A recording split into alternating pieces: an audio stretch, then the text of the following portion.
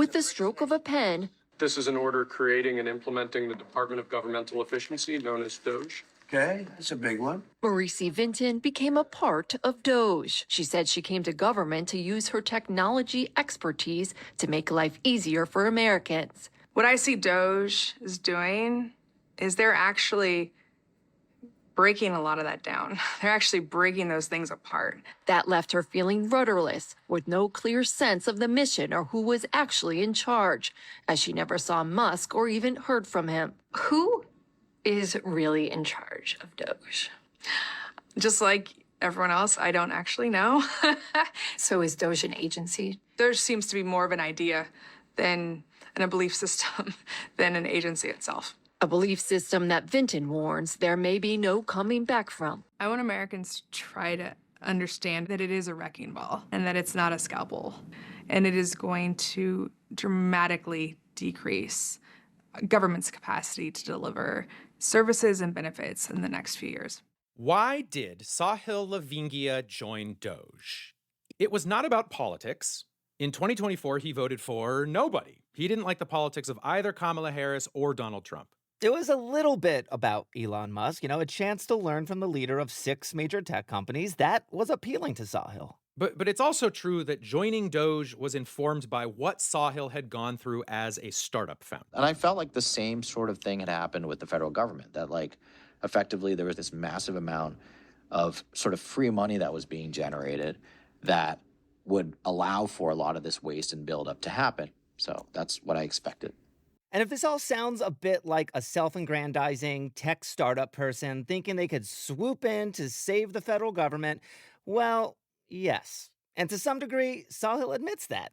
And the context here is that back when he was thinking about joining DOGE in 2024, it's hard to even remember that now. But at the time, DOGE was going to be, who knew exactly? It was vague. It was maybe about cutting government. It was maybe about cutting contracts. It was definitely about efficiency. I mean, that's right in the name. And what Sahil hoped was that it was also about, or maybe mainly about, modernizing the outdated software running the U.S. government.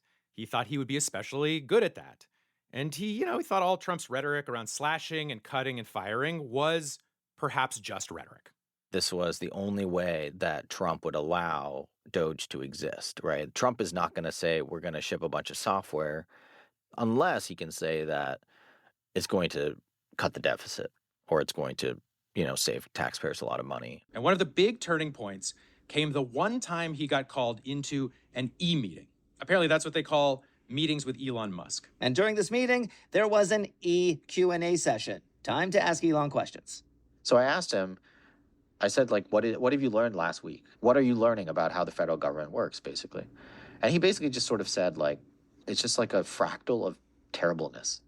And you just can't believe how terrible it is until you peel back the next layer and it's even more terrible. I just was kind of like, that's cool, I guess, but that doesn't help me do my job. I was expecting a little bit more of a concrete answer. And I was honestly, I was super disappointed. I was expecting a lot more of a plan of attack, of a sort of war room where we're this is what we're trying to get done. This is where we've failed. This is where we've succeeded. A little bit more of a team effort. Sahil says it wasn't that at all. He left the meeting feeling what are we even doing here? And then there's this one last story we're going to tell about Sahil's time inside DOGE, about a fraud investigation. Yeah, another big goal of DOGE is to save money by finding fraud and waste. Sahil says one day a call comes down from a boss's boss saying, drop everything. He asked us to look into this person who may be receiving disability payments even though they're 137. I'm awesome. That's, that would be cool to find fraud. That's a good, I think everyone would agree that we should not participate in that. So Sahil starts calling around, finds a VA employee who says, give me a second. Let me go cross-check this possible case of fraud in a different database. He comes back to us and says, hey, this guy's in our database, he's 75. That is a more reasonable age to be. Sahil says that was the one case of fraud that the DOGE team investigated at the VA during his limited time there. I mean, I really believe that, we hoped there would be more fraud. That, I think we underrated how many checks there exist when you pay somebody.